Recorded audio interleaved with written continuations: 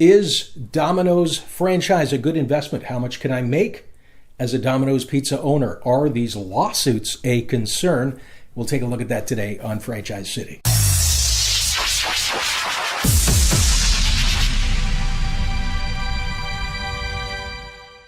So the initial investment, as outlined in their documentation, ranges between $145,000 to $569,000 for the traditional store, which is what we'll be looking at today. Now, many people look at that low number and they think, hey, I can get in for about $150,000, but that number is not realistic. Now, these ranges, when you see them, are actual high and low numbers of costs for their franchisees to open stores.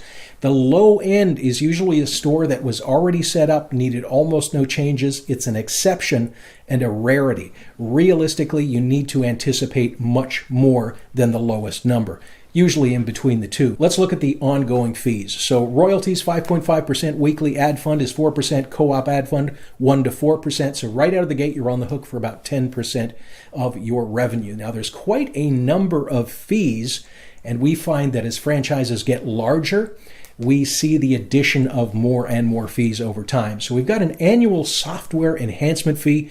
That's $582 a year. Help desk support is $32 a call.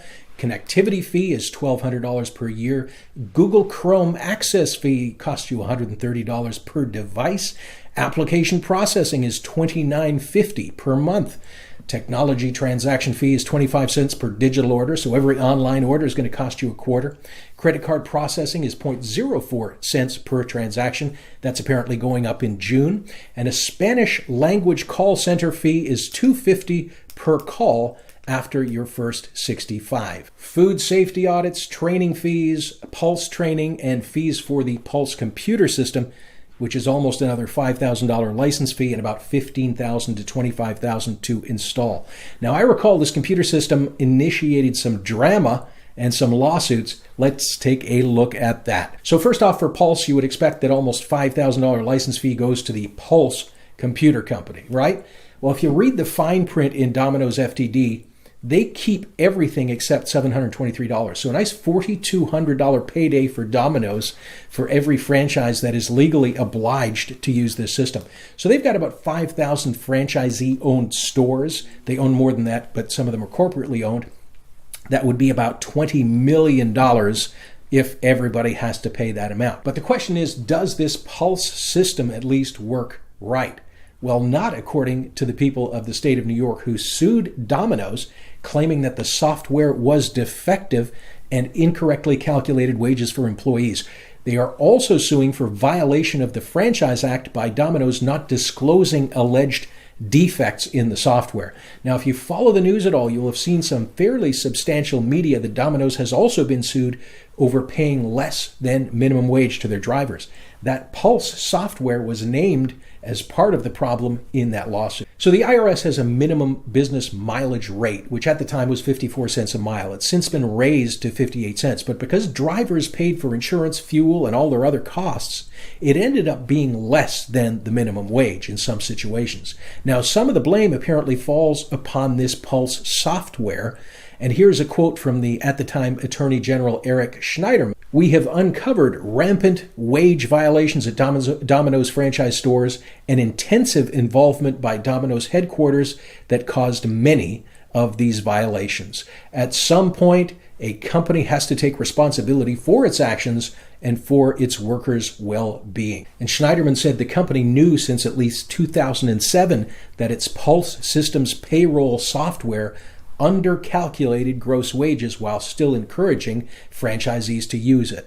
And yes, if you follow the news, that's the Schneiderman that resigned in disgrace last year and is now a meditation teacher or something. Now, owning a franchise can be great. You've got a roadmap to follow, you've got systems and processes, cheaper ingredients due to volume buying power, and a lot more.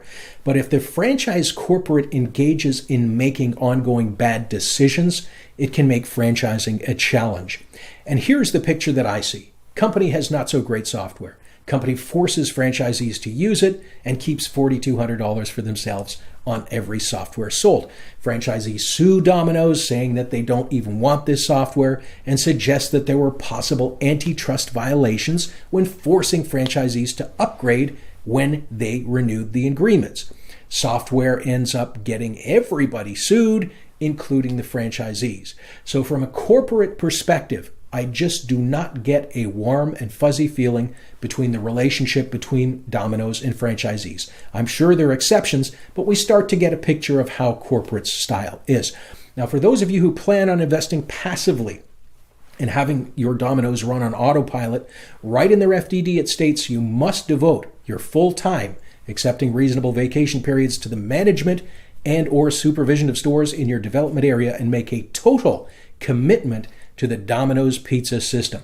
So Domino's is not a good fit for people who are looking for a passive ownership situation. But most importantly, how much can I make as a Domino's franchise owner? Well, zero if you're one of the stores that closed. But if we head over to the QSR 50 list, we can sort the top 50 quick serve restaurants by AUVs, average unit volume, and see that Domino's is at about $1 million per year. And we can see that Subway slipped again.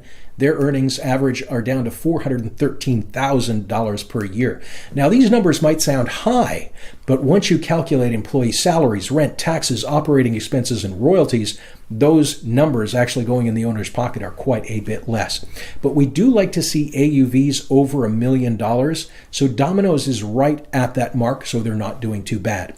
Now, in terms of where Domino's is in the growth curve, as a corporation, they're actually doing extremely well. They're accelerating growth. Their financials are very strong corporately. So their intention at this time is to open new stores. And over the next 10 years, planning about 2,300 more. Now, a lot of buyers get caught up in this enthusiasm and think that growth is a good thing. And it is a good thing if you own stock. But it can also be to the detriment of individual store owners by way of market saturation. We've seen this phenomenon with many other franchises, the most notable being Subway. When franchises become accountable more so to shareholders' growth, it becomes more important than individual franchisees' growth. That's an issue and creates friction between the obligations between franchisee and shareholders. Now, what often happens with these accelerated rollouts is you get stores very close to each other. And did you know, with Domino's, you do not receive an exclusive or protected territory. They can place stores wherever they choose to.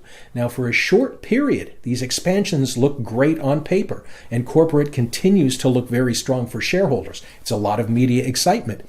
In the case of Subway, then the losing of stores happened. First in 2016, about 350, then 900 stores in 2017. And this growth curve to saturation and decline is very common in franchising. But people don't consider the macroeconomics. They look only at the surface level and the media hype. Also, same with investors in Bitcoin, real estate, stocks, everything else. They rush in right at the peak. They're using ancient history for their buying decisions in the present and the future. Oh, Mr. So-and-so made millions with this franchise, and lo and behold, today is not yesterday. And because you didn't do more research, you may be kicking yourself in the future. So is Domino's a good or bad franchise investment? Well, only you can decide that, and there are many factors that go into making your decision, including your background, your business goals, your exit strategy, local demand, and the demographics where you live, and a whole lot more. But before we conclude, I'm going to tell you something that very few people know. When you look at the numbers, the difference in failure rates between highly established franchises, emerging, and startup franchises, there is only about a 2% difference in failure rate. Many buyers justify buying these big names because they have a lower chance of failure. But we can see from SBA defaults, they do in fact fail. And statistics show that the failure rates of big, well-established brands are not that much lower than emerging brands. And emerging brands often have prime territories, lower and fewer fees, and the ability to purchase master franchise license rights. So we suggest buyers at least explore the advantages and disadvantages of each prior to making a decision. Costs you nothing to look and compare several franchises. In fact, our services are free, including skills assessment and matching, territory checks, and comparative analysis reports of any franchise brands, including Domino's. Yes, our service is completely free. Qualified buyers can learn more about us by clicking the link above. Thank you for watching. Please like and subscribe and hit the bell for updates.